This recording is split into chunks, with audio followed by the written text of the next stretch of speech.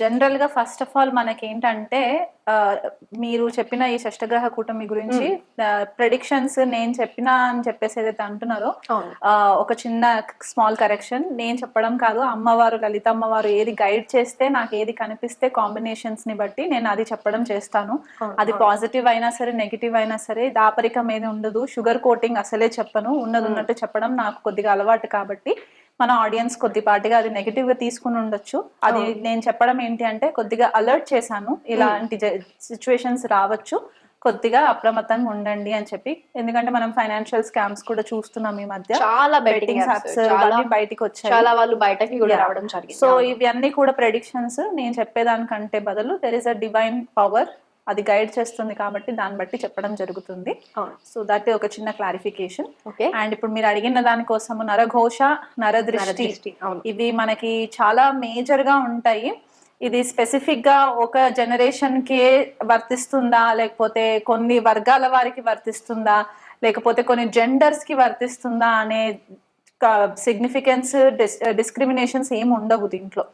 ఎందుకంటే నరఘోష అనేది గత కొన్ని సంవత్సరాలు యుగాల నుంచి వస్తున్న బాధ అన్నమాట. ఇది one of the negative energies కిందకే వస్తుంది ఖచ్చితంగా చెప్పాలి అంటే. సో ఇది ఎందువల్ల వస్తుంది అంటే మెయిన్ గా మనకి ఇక్కడ 3 గ్రహాలు కొద్దిగా కారణం అవుతాయి నరఘోష జరగడానికి. అన్నిటికంటే ప్రధానమైన గ్రహం ఏంటి అంటే శని గ్రహం మనకి కొద్దిపాటిగా ఎక్కువ డామినెన్స్ లోకి వస్తుంది అనమాట. శనిని మనకి లోభానికి అంటే గ్రీడ్ కి కారకుడు శని అన్నమాట. ఇప్పుడు నా దగ్గర ఉన్నది మీ దగ్గర లేదు, లేకపోతే మీ దగ్గర ఉన్నది నా దగ్గర లేదు, ఆ చిన్నది ఏదైనా సరే దాన్ని చూసి మనకి ఈర్ష్య, అసూయ, లోభము ఇలాంటివి రావడం అనేవి మనకి కొద్దిపాటిగా తెలుస్తూ ఉంటాయి. మనకు కొన్నిసార్లు ఏంటంటే ఇంటెన్షనల్ గా మనం ఎదుటి వాళ్ళని టార్గెట్ చేస్తాము, కొన్నిసార్లు అన్ఇంటెన్షనల్ గా అయిపోతూ ఉంటుంది. అంటే మన మనసులో ఏ కన్నింగ్నెస్ ఉండదు, బట్ స్టిల్ మనం మాట్లాడే పద ప్రయోగం వల్ల కొన్నిసార్లు అది ఇబ్బంది పెట్టేలాగా కూడా ఉంటది. అంటే ఎలాంటి పవర్స్ లేని వ్యక్తులన్నా సరే మనకు అది తగులొచ్చు. కొన్నిసార్లు మన టైం బాగోలేకపోతే మనం బ్లేమ్ చేయలేము.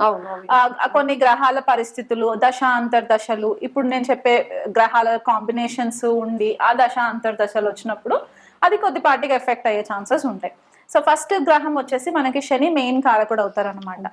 అండ్ అందుకనే చూస్తే మనకి కింది స్థాయిలో ఉండే వాళ్ళు, పని వాళ్ళు ఎవరైతే ఉంటారంటే మనకి వర్క్ చేసే వాళ్ళు అవ్వచ్చు, లేకపోతే మన ఇంట్లో మేడ్స్ హెల్పర్స్ అవ్వచ్చు, లేకపోతే మనకి వర్క్ చేసే కార్ డ్రైవర్స్ అవ్వచ్చు, వీళ్ళందరినీ కూడా మాస్టర్స్ ఎవరైతే ఉంటారో మనం సాటర్న్ తో రిప్రజెంట్ చేస్తాం అన్నమాట. సో జనరల్లీ ఇప్పుడు మనం ఒక లగ్జూరియస్ లైఫ్ లీడ్ చేస్తున్నాం అనుకోండి, మనకి ఇంత స్థాయి వాళ్ళకి కొద్దిగా వాళ్ళకు కూడా ఆశ అనేది ఉంటుంది, నేను ఎందుకు వీళ్ళలాగా లైఫ్ లీడ్ చేయలేకపోతున్నాను అనేది ఎక్కడో ఒక దగ్గర వాళ్ళకి ఆ గ్రీడీనెస్ అనేది వచ్చేస్తుంది, ఈర్ష, జెలసీ అనేది వస్తూ ఉంటుంది. కాబట్టి దానివల్ల మనకి ఇక్కడ సాటర్న్ తో కనెక్ట్ చేయొచ్చు అనమాట. అండ్ నెక్స్ట్ వచ్చే గ్రహము రాహు అవుతుంది. రాహు ఎందుకంటే ఎప్పుడు మనల్ని ఒక మాయలో ఉంచుతూ ఉంటారు, ఇల్యూషన్ అని చెప్తూ ఉంటాం కదా మనం రాహుకి. అంటే ఇక్కడ ఏంటంటే కొన్నిసార్లు రాహు గ్రహం ఇన్వాల్వ్మెంట్ అయినప్పుడు ఏంటంటే ఈ అనవసరమైన నెగిటివ్ ఎనర్జీస్ ఎక్కువ ఎక్స్పాండ్ అవ్వడం, ఆంప్లిఫై అవ్వడము. ఓకే, దీని వల్ల లేనిది ఉన్నట్టుగా ఊహించుకోవడం. ఎందుకంటే నరదిష్టి మన కంటికి కనిపించేది కాదు, అది జస్ట్ మనం ఫీల్ అవుతాం, ఆ ఎనర్జీని ఫీల్ అవుతాం. సో నెగిటివ్ ఎనర్జీస్ అన్ని కూడా రాహు కిందికి వస్తాయి కాబట్టి ఆ మాలిఫిక్ ఎఫెక్ట్స్ ఎప్పుడైతే ఉంటుందో దాని వల్ల మనకి కొద్దిగా ఎఫెక్ట్ అయ్యే ఛాన్సెస్. ఇప్పుడు ఈ 2 గ్రహాలు ఎవరిపైన ఎక్కువ చూపిస్తుంది అంటే చంద్రుడి పైన చూపిస్తుంది. చంద్రుడు మనకి మనకారకుడు. మనం ప్రతిసారి చెప్పుకున్నప్పుడు కూడా గ్రహాల గురించి విశ్లేషణ చేసేటప్పుడు చంద్రుడు మనకారకుడు అని చెప్తూ ఉంటాం.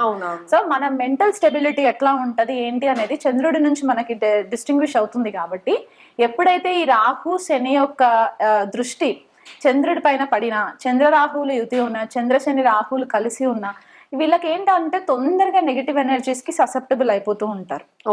సో ఇక్కడ చంద్రుడు మనకారకుడు కాబట్టి ఆ మైండ్ డిస్టర్బెన్స్ అయిపోవడము, సడన్ గా డ్రైన్ అయిపోవడము. అంటే కొంతమంది ఏంటంటే ఐసోలేటెడ్ గా ఉండడానికి ఇష్టపడుతూ ఉంటారు. సడన్ గా వాళ్ళు ఎక్కడైనా నలుగుట్లోకి వెళ్ళారనుకోండి, డిఫరెంట్ పీపుల్ కి డిఫరెంట్ ఆరాస్ ఉంటాయి. ఆ ఆరా వల్ల వీళ్ళు ఒక స్థాయిలో ఉన్నప్పుడు ఆ ఆరా ఫ్రీక్వెన్సీ వల్ల కూడా వీళ్ళకి కొద్దిపాటిగా డిస్టర్బెన్సెస్, అంటే ఆ ఎనర్జీస్ ని వీళ్ళు హ్యాండిల్ చేయలేరు అనమాట. సో దాని వల్ల కూడా కొద్దిపాటిగా డిస్టర్బెన్సెస్ అయ్యే ఛాన్సెస్ ఉంటాయి. సో అందుకే మనము జనరల్ గా ఏం చెప్తూ ఉంటామంటే నెగిటివ్ ఎనర్జీస్ నుంచి మనకి అది కాంబినేషన్స్ ఉన్నా లేకపోయినా కొన్నిసార్లు ఏమవుతుందంటే మనకి తెలీదు, మనకి నెగిటివ్ ఎనర్జీస్ ఎఫెక్ట్ అవుతున్నాయా లేదా అనేది తెలియదు. కొంతమందికి ఏంటంటే ఇమ్మీడియట్ గా చూపిస్తుంది, కొంతమందికి 2 days తర్వాత చూపిస్తుంది, కొంతమందికి 1 week తర్వాత చూపిస్తుంది. మనము ఎవరి వల్ల నరఘోష తగిలింది అని మనం చెప్పడానికి కూడా లేదు కదా. సో అలాంటప్పుడు ఏం చెప్తామంటే జనరల్ గా మీరు ఏదైనా ఇష్టదేవత మంత్రం తీసుకొని మీరు సాధన చేసుకుంటూ ఉండండి.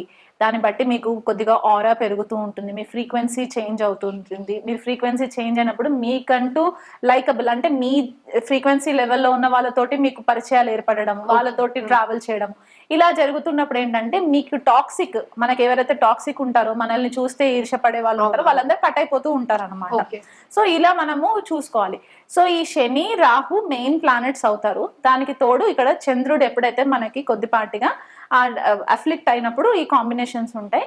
ఇంకా సివియర్ గా ఉండి అంటే హై లెవెల్లో ఉంటూ మరి సడన్ గా కింద పడిపోయినప్పుడు ఏమవుతుందంటే బాధకాధిపతి కొద్దిగా యాక్టివేషన్ లోకి వస్తుంది. దీని గురించి మనం ఆల్రెడీ ఎపిసోడ్స్ చేసుకున్నాం ఒకసారి, చేసుకున్నాం. సో ఎప్పుడైతే ఈ బాధకాధిపతి కూడా కొద్దిపాటిగా కనెక్టివిటీకి వచ్చిందో అప్పుడు కూడా కొద్దిపాటిగా వీళ్ళకి డిస్టర్బ్ అయ్యే ఛాన్సెస్ ఉంటాయి. షష్టాధిపతి ఎందుకు 6th లార్డ్ ఎందుకు చెప్పుకుంటామంటే షష్ఠ భావము షడ్రిపులకి కారణం అవుతుంది. ఓకే, ఈ షడ్రిపులు అంటే మనకి మదము, మాత్సర్యము, కోపము, లోభము, క్రోధము ఇలాంటివన్నీ కూడా మనకి 6 ఎమోషన్స్ ఏవైతే ఉంటాయో అవన్నీ కూడా మనకి షష్ఠ భావంతో కనెక్ట్ అవుతాయి. కాబట్టి ఈ 6th లార్డ్ కనెక్టివిటీ కూడా కొద్దిగా యాక్టివేషన్ లోకి వస్తుంది అనమాట. సో శని రాహు బాధకాధిపతి షష్టాధిపతి ఈ కాంబినేషన్స్ లో ఉన్నప్పుడు చంద్రుడి పైన వీళ్ళ దృష్టి పడినప్పుడు ఆ దశాంతర్దశలు వచ్చినప్పుడు కొద్దిపాటిగా మనకి ఈ నరఘోష తగలడం అనేది కనిపిస్తూ ఉంటుంది. అవి కాకుండా కొన్నిసార్లు నక్షత్రాలు కూడా చూసుకోవాలి. ఇప్పుడు మనకున్న 27 నక్షత్రాలలో మెయిన్ గా ఎదుటి వాళ్ళని చూస్తే ఈర్ష, అసూయ, లేకపోతే కన్నింగ్నెస్, ఆ కన్నింగ్నెస్ వల్ల కొద్దిపాటిగా జలసి రావడము, వాళ్ళు ఎదుటి వాళ్ళు పాడైపోవాలని చెప్పేసి అనుకోవడం. అంటే వాళ్ళు కొన్నిసార్లు ఇంటెన్షనల్ గా కూడా అవ్వచ్చు, కొన్నిసార్లు అన్ఇంటెన్షనల్ గా కూడా అయిపోవచ్చు. అదేంటంటే మనకి జ్యేష్ఠ నక్షత్రం ఒకటి, ఆశ్లేష నక్షత్రం ఒకటి, 2 నక్షత్రాలు కొద్దిగా ప్రామినెన్స్ లోకి వచ్చేస్తాయి అనమాట. అంటే కంట్రోలింగ్ నక్షత్రాలు ఇవి, పొజిటివ్నెస్ ఎక్కువ ఉంటుంది, వీళ్ళకి జెలసీ టాక్టిక్స్ కూడా ఎక్కువ ఉంటాయి కాబట్టి దానివల్ల కొద్దిగా కనిపిస్తూ ఉంటుంది. అండ్ ఎవరికి ఎక్కువ ఎఫెక్ట్ అవుతారు దీని వల్ల అంటే రోహిణి నక్షత్రం వాళ్ళు ఎక్కువ ఎఫెక్ట్ అవ్వడానికి ఛాన్సెస్ ఉంటాయి, అనురాధ నక్షత్రం వాళ్ళు ఎక్కువ ఎఫెక్ట్ అవ్వడానికి కూడా ఛాన్సెస్ ఉంటాయి. ఎందుకంటే ఇవి చాలా సౌమ్యంగా ఉంటాయి అండ్ మనకి బ్యాక్గ్రౌండ్ లో కొన్ని పురాణిక్ స్టోరీస్ కూడా కనెక్ట్ అయి ఉంటాయి కాబట్టి నక్షత్రాలకి అవి కన్సిడరేషన్ లోకి తీసుకున్నప్పుడు మనకి క్లారిటీగా తెలుస్తుంది అనమాట ఈ నక్షత్రాల వాళ్ళు ఎక్కువ ససెప్టబుల్ ఉంటారు అని. సో ఇది బేసికల్ గా మనము ఎప్పుడైనా చూసుకున్నప్పుడు ఈ నరఘోష చిన్న చిన్న రీజన్స్ ఉంటాయి. ఎలాగంటే మీ హెయిర్ కొద్దిగా వేవీగా ఉండి ఎదుటి వాళ్ళ హెయిర్ సిల్కీగా ఉంటే దానికోసం కూడా నా హెయిర్ ఇలా లేదు అని చెప్పి అనుకోవడం కూడా జెలసీ. మీ కాంప్లెక్షన్ బాగుంది, ఎదుటి వాళ్ళ కాంప్లెక్షన్ బాగాలేదని వాళ్ళు మిమ్మల్ని చూసి ఇష్టపడడం ఇది ఒకటి. లేదా ఫైనాన్షియల్ గా చాలా మంది సడన్ గా ఏమి లేని స్థాయి నుంచి కష్టపడి పైకి ఎదుగుతూ ఉంటారు. వాళ్ళని చూసి ఈర్షపడి అరే వీళ్ళు ఎంత బాగా సంపాదించేసుకొని బాగున్నారు అని అనుకున్నా సరే సడన్ గా వాళ్ళు లాసెస్ లోకి వెళ్ళిపోవడము. సో మనకి పూర్వం ఏం చెప్పేవాళ్ళంటే మన ఫ్యామిలీ మ్యాటర్స్, మన ఫైనాన్షియల్ మ్యాటర్స్ ఇవన్నీ కూడా వీలైనంత మట్టుకు దాన్ని సీక్రసీగా అంటే ప్రైవేట్ గా పెట్టుకోవాలి అని చెప్పేసి ఏదైతే చెప్తూ వచ్చారో మన పెద్దవాళ్ళు, మనం ఎలాగైతే జనరేషన్ ఇవాల్వ్ అవుతూ ఉన్నదో ఈ ఎవల్యూషన్ లో మనం ఏం చేస్తున్నామంటే ఎదుటి వాళ్ళకి అన్ని కూడా షో ఆఫ్ చేసేస్తున్నాం. ప్రతిదీ కూడా మనము వీడియో రికార్డింగ్ చేసేసుకొని పబ్లిక్ లో పెట్టేసుకోవడము, ఆ రీల్స్ కోసమో లేకపోతే ఆ అటెన్షన్ కోసమో మనం ఎప్పుడైతే అటెన్షన్ సీక్ చేస్తూ ఉంటామో ఇక్కడ మనకి తెలియకుండానే మనము చాలా మట్టుకు ఈ ఎన్వి, జెలసీ, ఈ నరఘోష ఇవన్నీ కోరి తెచ్చుకున్న ప్రాబ్లమ్స్ అన్నమాట. దీనికి ఎవ్వరు రెస్పాన్సిబుల్ కాదు, మనమే రెస్పాన్సిబుల్ మన ప్రాబ్లమ్స్ కి. ఎందువల్ల అంటే ఇవి చేయకుండా మనం గుప్తంగా పెట్టుకున్నాం అనుకోండి మన పర్సనల్ మ్యాటర్స్ ని, ఎవరికైనా ఎలా తెలుస్తుంది? తెలియదు కదా. మీరు ఎంత బ్యాంక్ బ్యాలెన్స్ ఉంది అనేది మీ పబ్లిక్ లోకి వచ్చి నేను ఇన్ని కోట్లు సంపాదిస్తున్నాను అని చెప్పుకుంటేనే తప్ప ఎవరికి తెలియదు. అలాగనమాట. సో వీలైనంత మట్టుకు మీరు నరఘోష నుంచి అవాయిడ్ అవ్వాలి అనుకుంటే కొన్నిసార్లు మీ పర్సనల్ మ్యాటర్స్ పబ్లిక్ లో పెట్టకండి. ఇది కాన్స్టెంట్ గా నేను చెప్పే పాయింట్ అనమాట. కొన్ని కన్సల్టేషన్స్ కి వచ్చినప్పుడు కూడా నేను వాళ్ళని అలర్ట్ చేస్తాను, ఈ టైమ్స్ లో మీరు కొంచెం కేర్ఫుల్ గా ఉండండి, పబ్లిక్ లోకి ఎక్కువ రాకండి అని చెప్పేసి చెప్పడం అనమాట. ఎందుకంటే మనకు తెలుస్తుంటది ఏ టైంలో ఏంటి అని. కొంతమంది తొందరగా డ్రైన్ అయిపోతూ ఉంటారు. చిన్న పిల్లలు కాన్స్టెంట్ గా ఏడుస్తూ ఉంటారు. చిన్న పిల్లలకు తొందరగా తగులుతూ ఉంటుంది. ఎందుకంటే వాళ్ళ ఆరా వీక్ ఉంటుంది. వాళ్ళు డిస్టర్బెన్స్ ఎక్కువ హ్యాండిల్ చేయలేరు అనమాట. ఎక్కువ లైట్ అండర్ ఉన్నా కూడా వాళ్ళకి కొద్దిపాటిగా డిస్టర్బ్ అయిపోతూ ఉంటారు. హెవీ ఎనర్జీస్ ఉన్నప్పుడు డిస్టర్బ్ అవుతుంటారు. ఫంక్షన్స్ కి ఎక్కడికి వెళ్ళినా తీసుకెళ్ళినా కూడా డిస్టర్బ్ అయిపోతూ ఉంటారు. సో ఇలాగనమాట. అండ్ వాళ్ళకి నెగిటివ్ స్పిరిట్స్ కూడా కొన్నిసార్లు తొందరగా అట్రాక్ట్ అవ్వడానికి కూడా ఛాన్సెస్ ఉంటాయి చిన్న పిల్లలకి. అండ్ కొంతమందికి ఏం చెప్తుంటారంటే హెయిర్ లూజ్ గా వదిలేసి బయట తిరక్కండి అని చెప్తూ ఉంటారు. కొన్ని స్పెసిఫిక్ టైమ్స్ ఉంటాయి. ఇప్పుడు రోడ్స్ పైన కొంతమంది రోడ్ యాక్సిడెంట్స్ లో చనిపోయిన వాళ్ళు ఉండొచ్చు. ఆ స్పిరిట్స్ కూడా తిరుగుతూ ఉంటూ ఉంటాయి. ఎప్పుడు మనల్ని నెగిటివ్ గా అట్రాక్ట్ చేస్తుంటాయో మనకు తెలియదు. సో వీలైనంత మట్టుకు మీరు ఏదన్నా ఒక ఇష్టదేవత ఆరాధన చేసుకుంటూ ఉంటే గనక కొద్దిపాటిగా మీరు అది అవాయిడ్ చేయడానికి వీలుంటుంది. ఎందుకంటే ఈ నరఘోష ఎప్పుడైతే తగులుతుందో ఫ్యామిలీలో ఉండి ఉండి డిస్టర్బెన్సెస్ రావడము, భార్యాభర్తల మధ్య గొడవలు వచ్చేసి తీవ్ర స్థాయిలో వెళ్ళిపోయి విడిపోయేలాగా అవ్వడము, లేదా తండ్రి కొడుకులకి బిజినెస్ లో పడకపోవడము, దానివల్ల ఇబ్బందులు రావడము, థర్డ్ పార్టీ పర్సన్స్ ఇన్వాల్వ్ అయ్యి ఫాదర్ కి సన్ కి బిజినెస్ లో చిచ్చులు పెట్టేయడం, ఇవన్నీ వల్ల దీని వల్ల జరుగుతాయి. కాబట్టి కొంచెం మనం అవాయిడ్ చేసుకుంటే మంచిది. ఇప్పుడు మేడం మీరు నరఘోష అంటున్నారు. నరఘోష, నరదృష్టి రెండు కూడా సెపరేట్ గానే ఉంటాయా, లేకపోతే రెండింటికి ఒకటే మీనింగ్? ఘోష అంటే ఏంటి? మనం కాన్స్టెంట్ గా ఒకటే మ్యాటర్ తోటి అబ్బా వాళ్ళు చాలా బాగున్నారు, అబ్బా వాళ్ళు చాలా బాగున్నారు అని మనం రెగ్యులర్ గా అదే అంటుంటే అది ఒక రకంగా ఘోష. అది ఆత్మ ఘోషిస్తూ ఉంటుంది, ఎదుటి వాళ్ళని చూసి ఈర్ష్యతో ఘోషిస్తూ ఉంటుంది. కాబట్టి దాన్ని నరఘోష అంటాం. నర అంటే మనిషి. సో నరుడు ఘోషిస్తున్నాడు కాబట్టి దాన్ని నరఘోష అన్నారు అనమాట. నర దృష్టి అంటే ఏంటి అంటే నరుడు చూసే దృష్టి. ఆ దృష్టి ఎలాంటి చూపు, ఆ చూపు ఎలా ఉంది, ఆ చూపు బాగుందా లేకపోతే చెడిపోవాలని కోరుకుంటుందా, ఇలాగనమాట. దీంట్లో మళ్ళీ 2 రకాలుగా ఉంటాయి. అది వాగ్బాధ అని ఒకటి ఉంటుంది, లేదా దృష్టి బాధ. దృష్టి బాధ అంటే చూపు బాధ, చూపు వల్ల వచ్చే బాధ. వాక్ బాధ అంటే మాట వల్ల వచ్చే బాధ. గాసిప్స్ చేస్తూ ఉంటారు, ఒకరిపైన ఒకరు వెళ్ళి చెప్తూ ఉంటారు. అది ఎందువల్ల చెప్తారు? ఈర్ష్య అసూయతో వెళ్ళి చెప్తారు. కాబట్టి ఇలా సెపరేటివ్ గా టర్మినాలజీ ఒకటే, కాకపోతే దాన్ని మీనింగ్స్ ఇలా ఉంటాయి అన్నమాట, కొంచెం డిఫరెంట్ గా ఉంటాయి. మిథున రాశి వాళ్ళకి చంద్రుడు, మనం యాజ్ యూజువల్ గా ఏ రాశికైనా సరే మనం చంద్రుడి ప్లేస్మెంట్ చూసుకోవాలి. కాబట్టి చంద్రుడు పరిస్థితి ఎలా ఉంది, చంద్రుడు శనితో కలిసి ఉన్నారు. ఇక్కడ మిథున రాశి వాళ్ళకి అష్టమాధిపతి శని అవుతారు.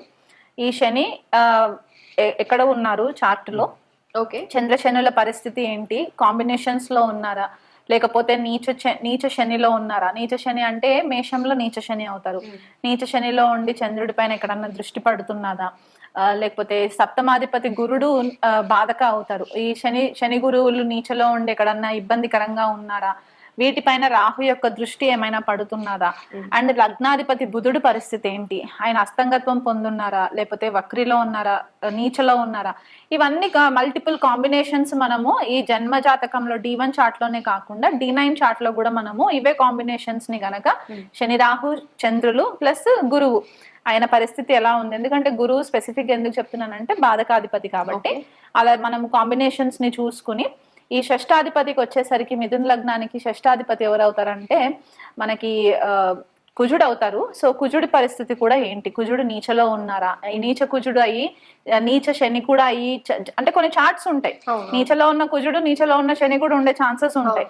సో అలాంటి కాంబినేషన్స్ ఉన్నప్పుడు వాళ్ళ పరిస్థితులు ఏంటి, ఆ దశ అంతర్దశలు వచ్చినప్పుడు వీళ్ళు ఆకస్మికంగా ధనహాని ఏమైనా జరిగిందా, లేకపోతే ప్రాణహాని వరకు వెళ్ళిన సిచ్యువేషన్స్ ఏమైనా ఉన్నాయా, లేకపోతే భార్య భర్తల మధ్య ఇబ్బందికరమైన పరిస్థితులు ఏమైనా వచ్చాయా, గృహ వాతావరణంలో పరిస్థితి ఏంటి, ఇలాంటివి. అంటే ఫస్ట్ చాలా మందికి వచ్చే డౌట్ ఏంటంటే ఇది వీళ్ళకి నరఘోష కంటే ముందు మాకు ఎవరైనా ఏమైనా చేయించారా, ఈ డౌట్ ఎక్కువ వస్తుంది.